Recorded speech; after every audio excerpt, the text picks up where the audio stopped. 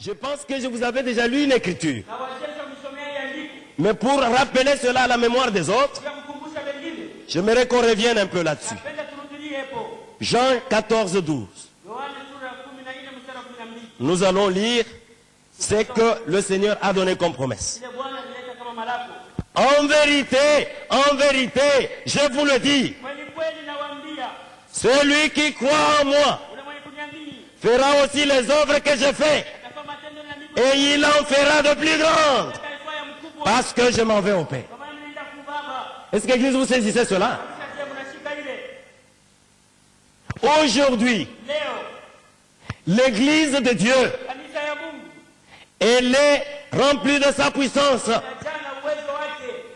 C'est une promesse pour tous les croyants. Toutes ces personnes dont nous avons essayé de lire la promesse de Joël.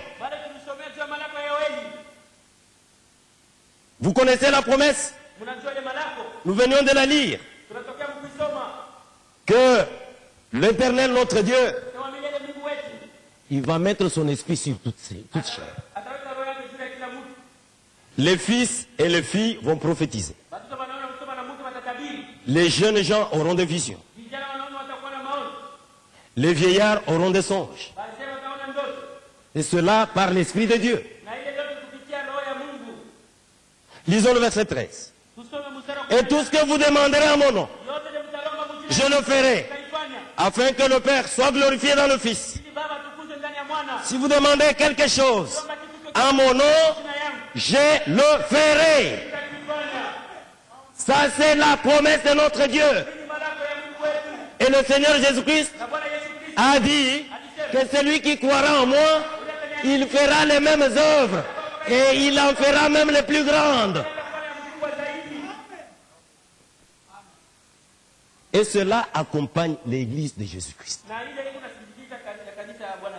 Et vous allez voir, mes bien-aimés frères et sœurs, que cet homme Samson, quand l'Esprit de l'Éternel pouvait le saisir,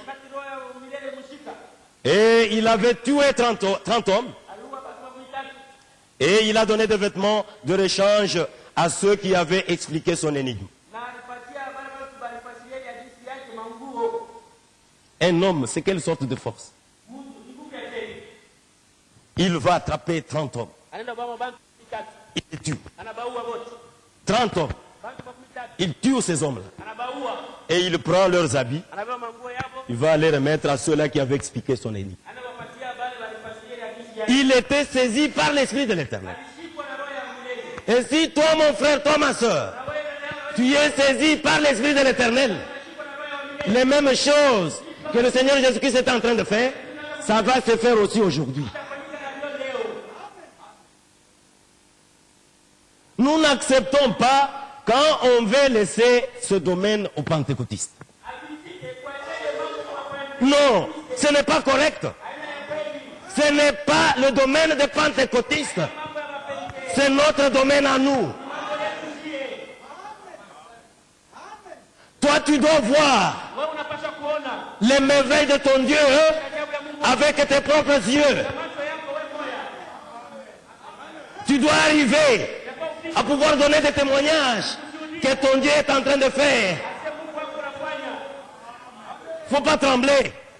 Quand vous voyez les gens là qui parlent de miracles, nous, ça ne nous fait pas peur. Ce n'est pas leur domaine. C'est la promesse de notre Dieu. Et cette promesse a été donnée à l'épouse.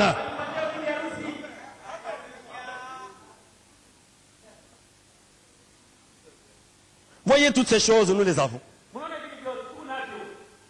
Qu'est-ce que vous avez en main? Vous avez quoi? Je vous ai dit que cet homme, quand il était saisi par l'Esprit de l'Éternel, il pouvait être aux côtés de 1000 hommes. Pendant qu'il était là, on l'avait lié. Et après un certain moment, ces cordes-là étaient secs. Et il a essayé de bouger un peu. Hein? Ça s'est coupé. Il a cherché quelque chose devant lui. Il a trouvé une mâchoire d'âne. Avec une mâchoire d'âne, il a tué 1000 hommes. Seulement avec une mâchoire d'âme. Il a tué 1000 hommes. C'est pour vous montrer que cet homme-là avait une puissance spéciale. Et cette puissance se trouve dans l'église. Oui, mes bien-aimés. Dans l'église de Dieu, cette puissance est là. C'est pourquoi nous parlons de ces choses. Ne tremblez pas devant des diseurs de bonnes aventures. C'est tout simplement des aventures. On les appelle bien des diseurs de bonnes aventures. Ce n'est pas moi qui ai dit ça. C'est la parole de Dieu qui dit ça. Si la parole de Dieu les appelle comme cela, qu'est-ce que vous voulez que je puisse dire? C'est tout simplement des aventuriers, des imitateurs. Ils essayent d'imiter l'original. Mais l'original, hein, même si tu vas imiter, par la suite tu vas te caler quelque part. Et il y a des miracles qui les accompagnent.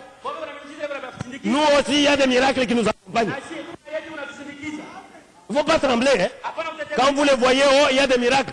Vous savez, eux, ils ne parlent que de ça. Mais nous ne parlons pas seulement de ça. Nous parlons de toute la parole.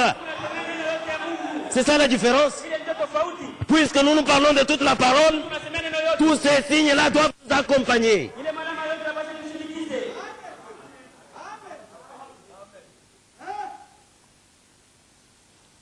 L'Esprit de Dieu s'est trouvé sur Samson.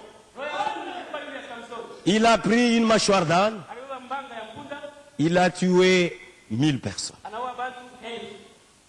Suivez un peu dans Juge.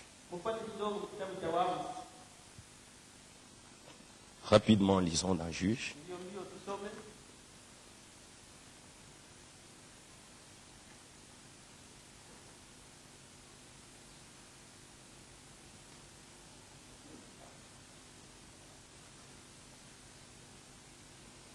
J'ai lu le verset 14.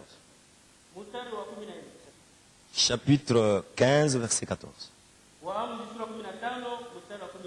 Lorsqu'il arriva à l'Échi, les Philistins poussèrent des cris à sa rencontre. Alors l'Esprit de l'Éternel le saisit. Les cordes qu'il avait au bras devinrent comme du lin brûlé par le feu. Et ses liens tombèrent de sa main. Il trouva une mâchoire d'âne fraîche. Il étendit sa main pour la prendre et il en tua 1000 hommes. Et Samson dit, avec une mâchoire d'âne, un monceau, 2 monceaux. Avec une mâchoire d'âne, j'ai tué 1000 hommes. Est-ce que vous suivez l'église? Je vous ai dit que la Bible ici est un récit de faits écrits. Et ces faits-là sont inspirés. C'est pourquoi toute écriture est inspirée de Dieu et utile pour nous convaincre, pour nous enseigner, pour nous instruire dans la justice, afin que l'homme de Dieu puisse être capable de toute bonne œuvre. C'est pourquoi nous cherchons à revenir dans les Écritures pour que vous puissiez comprendre ce que notre Dieu est en train de nous montrer. Ainsi, mes bien-aimés frères et sœurs, Dieu a fait des préparatifs. Il a fait des préparatifs pour que nous puissions nous préparer pour aller dans l'enlèvement. Mais j'étais en train de vous dire une chose que je voudrais conclure maintenant pour vous montrer les préparatifs que notre Dieu a pu faire dans ce temps.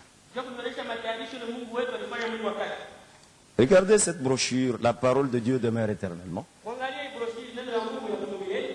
Donc je ne l'avais pas, je l'ai trouvée sur place.